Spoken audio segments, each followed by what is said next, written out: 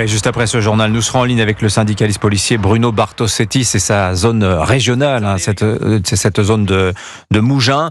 On lui demandera s'il a des informations sur le pédigré du chauffard qui a donc été arrêté il y a de cela une bonne heure. 3 jours après l'attaque également de la synagogue de la Grande Motte, 3 personnes sont toujours en garde à vue ce matin. L'auteur des faits présumés, un Algérien de 33 ans en situation régulière en France, et 2 autres suspects. Leur point commun, ils habitent tous deux le même quartier sensible, celui de Pisevin à Nîmes, et c'est une information Europe 1.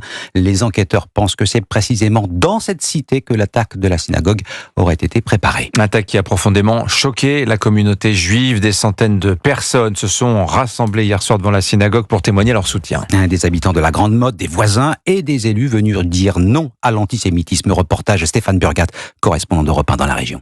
Un millier de personnes réunies pour entendre le message de détresse d'une communauté. Sabine Atlan, présidente de la synagogue Beth Yaakov. Les mots me manquent pour exprimer et décrire l'état de choc de notre communauté juive grande-mottoise, mais aussi de toutes les communautés juives de France.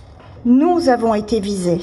Par solidarité, des habitants sont venus témoigner leur soutien à ceux qui ont été touchés par cette attaque et qui restent traumatisés, à l'image de Daniel Benamou qui vit juste au-dessus de cette synagogue. On s'oblige à penser à autre chose parce que la vie continue. Il y a des moments où je craque, je vois des amis qui me prennent dans les bras, je craque, je pleure dans les bras. Alors qu'au moment des faits, j'ai pas pleuré, j'ai pas versé une larme. Politiques, religieux, forces de l'ordre, tous ici ont le sentiment d'avoir évité un drame, de peu comme le directeur de la police municipale, Jean-Michel Weiss. On revient de loin. L'individu est armé d'une hache et il veut que les gens qui fréquentent la synagogue sortent pour en découdre avec eux. Mais on aurait pu également déplorer les gendarmes ou des policiers blessés bien plus gravement que ça ou tués. Et c'est pourquoi des renforts de gendarmerie viennent d'être annoncés pour cette station balnéaire. La Grande Motte, Stéphane Burgat, Europe 1.